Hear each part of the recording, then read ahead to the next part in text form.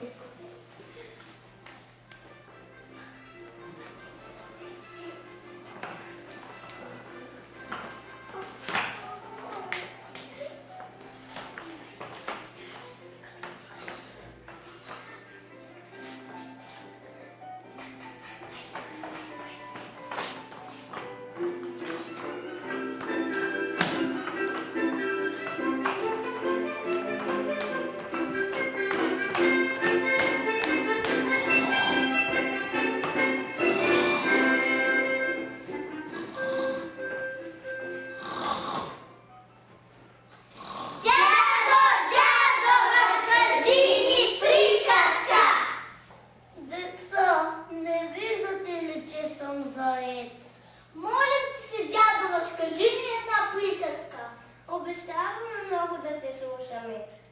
Добре, да сядайте.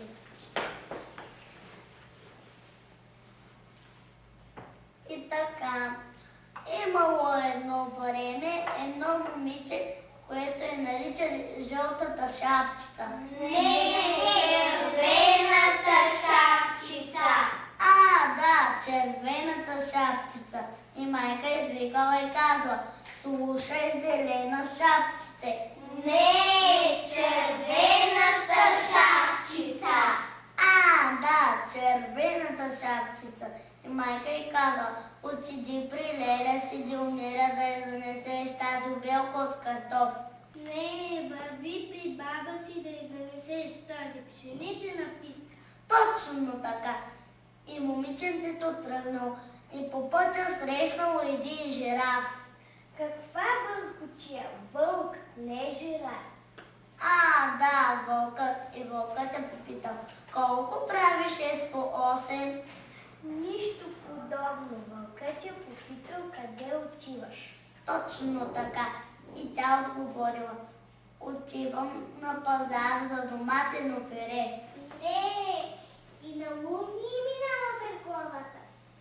Отива при баба, която е болна, но не мога да си спомня пътя. Точно така. И конят казал: Не кон, това бил вълк.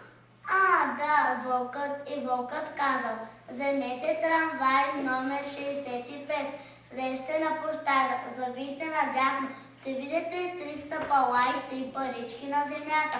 Оставете стъпалата на мира, вземете паричките и си купете бомбони. Дядо, ти изобщо не знаеш да разказваш приказки. Всичко объркваш, а бомбони пак ще си купим. Добре, ето ви по една паричка да си купите бомбони. Ура!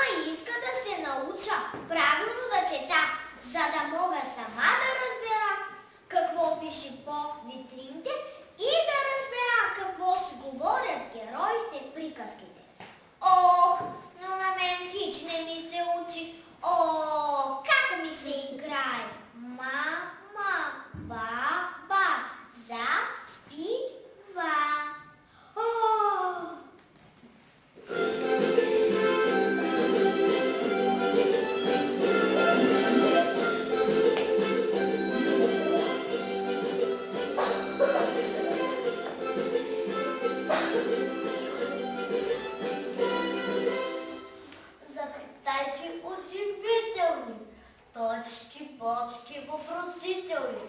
Но това е възмутително, да се учиш принудително. Тоско нася ученик. Ученик слаб по български език. Много не чете, много писане не ще. Пише Л, накрая с Ф. Пише гъска с главно Г. Гладен ли е? Хайде де, тъй буквите яде. Тошко често не обижда, явно не ненавижда. Казва думи удивителни, всички книги са съмнителни. Този Тошко е мошенник, ще го вземеме за племник. Лъже колкото си иска, викайте, ако ти стиска. О, не дейте, моля ви, помощ! Олеле, добре, че съм сънувала. Сигурно съм и бълнувала. А сега какво да правя? Няма време да се бавя. Всичко знае логично. Ще се уча аз отлично. Обещавам в книжките да бъда невин. Правописа пък прележе, който няма в главата, да живее той в гората.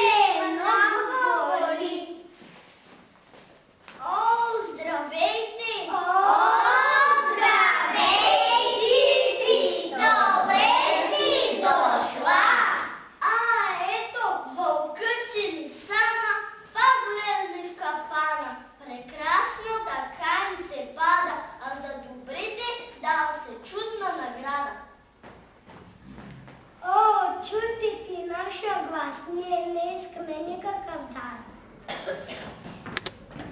Любима Пипи, той стои за нас. Ти дай го на батек. Тия пък можем в чувала да сложим. Я дайте ги двама тука.